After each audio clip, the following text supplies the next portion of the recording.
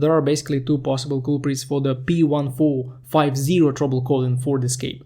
The purge valve located in the engine compartment and also the EVAP canister vent valve.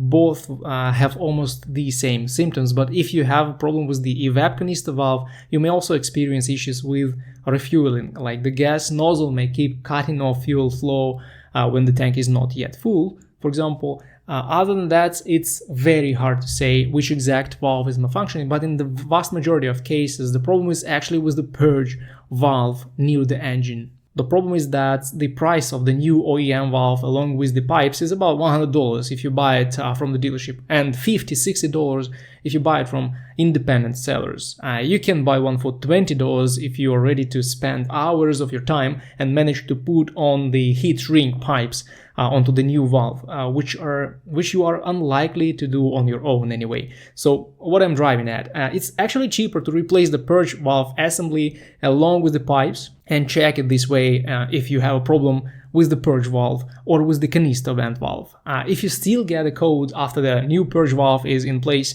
you will be sure that the problem is with another $50 valve that is located in the area of the fuel tank under the vehicle. The problem is that in all-wheel drive escapes, it's quite hard to replace the canister vent valve, and at this point you will need some professional help. But still, in most cases you will get rid of the code after you replace the purge valve, which is a super common problem for all escape engines. I strongly recommend finding a good detailed video on how to replace the purge valve for your engine, because there are some unexpected difficulties that come with every engine type in your model. But anyway, purge valve replacement can be completed without professional help, which makes this repair quite cheap.